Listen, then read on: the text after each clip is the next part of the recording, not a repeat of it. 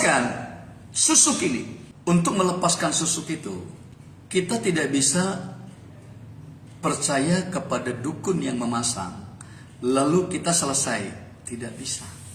Jadi kalau ada orang, saya udah nggak mau lagi pasang susuk, saya mau pergi ke dukun minta dicabut, saudara, nggak bisa lagi. Bagaimana melepaskan susuk ini? Ini hampir semua ilmu ya, hampir semua jimat mantra tidak bisa melepaskan diri sendiri. Saya mempunyai satu pengalaman bukan yang saya layani dalam doa. Dia pasang susuk di pipi saudara. Ada benda itu yang dipasangkan secara medis, maksudnya secara biasa dimasukkan ke dalam.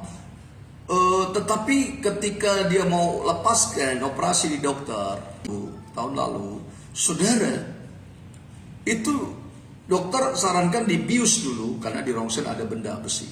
Dibius dengan standar normal itu tidak mempan, artinya daerah yang dibius benda itu yang akan dilukai itu masih merasakan sakit.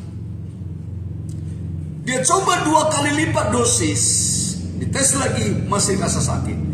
Dicoba 3 kali lipat dosis biusnya, masih rasa sakit. Dokter menyerah.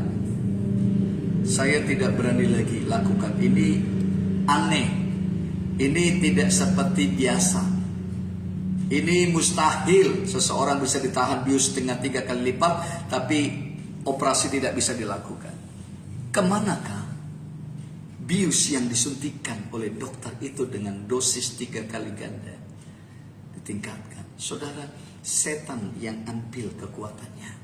Setan yang hilangkan manifestasi obat itu, kekuatan obat itu, sehingga tubuhnya tidak mengalami apa-apa. Sampai hari ini operasi masih belum dilakukan. Ya, karena memang jalur susuknya tingkat tinggi. Artinya dukunnya tingkat tinggi, dia bergaul dengan tingkat tinggi. Masa itu dia pernah pergi ke pantai selatan, Anda menjadi pemaisuri daripada penguasa kegelapan di sana, sehingga tingkat otoritasnya lebih tinggi. Ya. Jadi proses pelepasannya pun butuh waktu. Bukan Tuhan tidak sanggup, bukan Allah tidak mampu, tapi Allah mengizinkan supaya menjadi kesaksian banyak orang bagaimana dengan bermain kuasa kegelapan.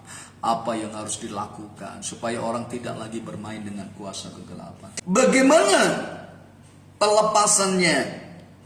Ya, dari kuasa perdukunan tersebut datang kepada hamba Tuhan untuk mengalami kelepasan tersebut. Amin. Minta doakan. Kasih tahu jimatnya di sini, mantranya di sini. Harus didoakan dulu oleh hamba Tuhan, didoakan, dikuduskan, didoakan lebih dahulu. Ya, tentunya pertobatan lebih dahulu, baru lepaskan benda itu. Ya, minta pertolongan dokter, ya, atau bidan yang bisa membantu. Ya, baiknya ke dokter supaya diadakan bius dan sebagainya. Ya, saudara. Iblis hanya mencuri, membunuh, membinasakan. Iblis hanya melakukan sesuatu yang sifatnya menguntungkan dalam tanda kutip waktu yang terbatas. Ya. Orang yang bekerja langsung laris dan sebagainya. Orang yang buka toko langsung laris dan sebagainya. Ya, orang yang punya perusahaan langsung banyak order dan sebagainya. Itu hanya sifatnya sementara. Iblis akan cabut lagi. Iblis akan ambil lagi. Ya, karena itu orang yang menderita, orang yang terikat perdukunan, masa tuanya pasti menderita. Ya, wanita-wanita yang main susuk, yang hidupnya tidak benar, masa tuanya pasti hancur, pasti menderita. Ya, pasti akan mengalami kesesakan yang luar biasa. Ya, dan matinya pun akan menderita, sulit mati. Mengapa? Selama benda itu ada dalam tubuhnya, dia sulit untuk mengakhir hidupnya. Dan pasti orang yang berakhir dengan kehidupan jimat, pasti ya secara halus dia sudah milik setan, ya, milik neraka. Oleh karena itu Bapak Ibu Saudara kasih, mari ya jangan pernah bermain dengan jimat, jangan pernah bermain dengan susuk. Orang tergiur dengan susuk karena memang proses cepat. Begitu dia pasang langsung laris, begitu dia pasang langsung banyak orang terpikat. Kenapa? Karena sudah ada wajah manusia yang berbeda, wajah permaisuri yang berbeda, dengan wangi bunga semerbak. Wow, saudara, setan menipu itu, wow, membutakan mata. Ya, oleh karena itu mari jangan pernah bermain dengan jimat, jangan pernah bermain dengan susuk. Jika ada di antara saudara yang mungkin keluarga saudara yang bermain susuk, ingatkan mereka. Atau saudara pernah memakai benda itu atau mandi kembang ya untuk buka aura dan sebagainya, datang kepada hamba Tuhan untuk diputuskan semua perjanjian setan itu, karena perjanjiannya itu sampai mati.